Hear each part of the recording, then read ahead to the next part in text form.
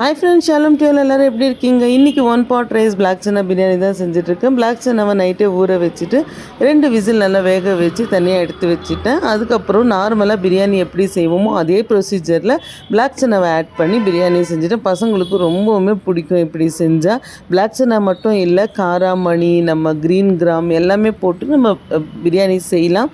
ரொம்பவுமே டேஸ்டியாக இருக்கும், ஹெல்த்தியும் கூட. பசங்களுக்கு ரொம்ப இன்ட்ரெஸ்டிங்காக சாப்பிடுவாங்க. நீங்கள் இந்த மாதிரி ஏதாவது புதுசாக ட்ரை பண்ணுவீங்களா பசங்களுக்கு அப்படின்னு சொல்லிட்டு கமெண்ட் பண்ணுங்கள்.